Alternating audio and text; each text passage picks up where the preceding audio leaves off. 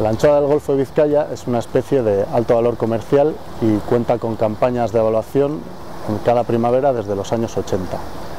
En estas campañas se estima la abundancia de anchoa anualmente y a partir de esta abundancia se regula la pesquería.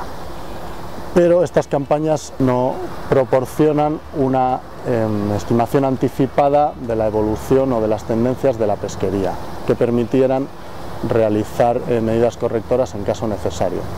Entonces, para solventar esta situación, a partir del año 2003 se puso en marcha la campaña Juvena.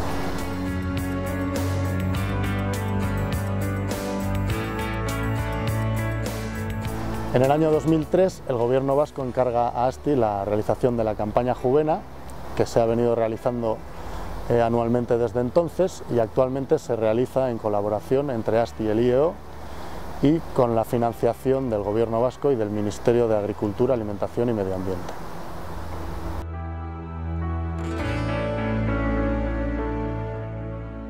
Los objetivos de la campaña Juvena son: el primero, estimar la abundancia de anchoa juvenil y a partir de esta estima de abundancia anticipar las tendencias de la población para la primavera siguiente. El segundo objetivo es conocer la distribución espacial y el estado de condición biológica de los juveniles en la medida en que estos factores puedan afectar a su supervivencia invernal.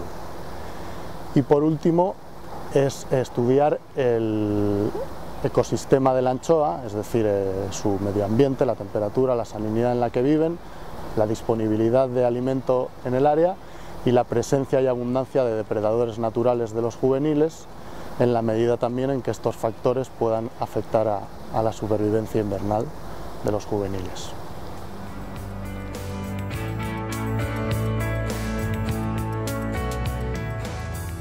La campaña se divide en dos fases, una primera fase de evaluación y otra de ecología. Pero tras el fin de la campaña el trabajo continúa con varios meses de trabajo de laboratorio para analizar todos los datos que se han recogido en la mar. La fase de evaluación consiste en estimar la abundancia de anchoa juvenil cada otoño por metodología acústica pesquera.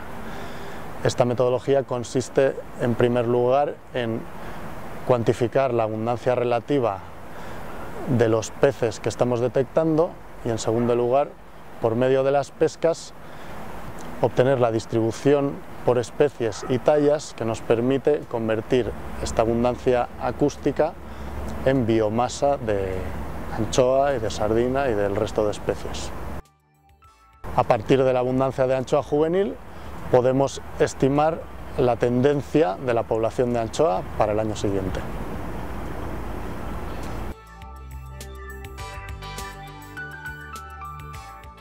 Bueno, las actividades en concreto que se llevan a cabo dentro de lo que es el contexto de estudios ecológicos de la campaña, pues sería, por una parte, por ejemplo, el estudio de condición biológica. Entonces, para ello lo que hacemos es extraer estómagos y analizar los contenidos estomacales. Estudiamos también, por ejemplo, las tasas de crecimiento diario. Para ello se extraen otolitos y se cuentan los anillos diarios de crecimiento. Los estudios de comportamiento, que tienen que ver, por ejemplo, con la forma en la que se agregan y desagregan, digamos, a la hora de formar los cardúmenes, eso lo realizamos mediante métodos acústicos utilizando la ecosonda multihaz.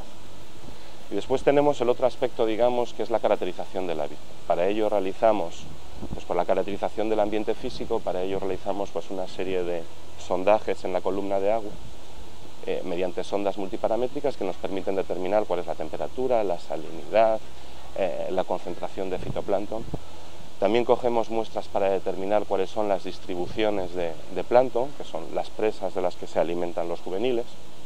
También se llevan a cabo estudios relacionados con, por ejemplo, otros organismos que pueden competir por el alimento con los juveniles, por ejemplo, especies gelatinosas, como por ejemplo medusas o salpas, que se alimentan, digamos, de las mismas especies de plancton de las que se alimentan los juveniles, con lo cual, digamos, que compiten con los juveniles por el alimento. También se estudia pues, la parte de la predación, es decir, se estudia la distribución de aves y mamíferos marinos para saber cuáles, digamos, dónde se localizan las zonas de mayor presión de predación. Y entonces, bueno, digamos que se trata de llevar a cabo un análisis del ecosistema. El objetivo último es entender de la mejor manera posible cuál es el proceso de reclutamiento de la anchoa en el Golfo de Vizcaya.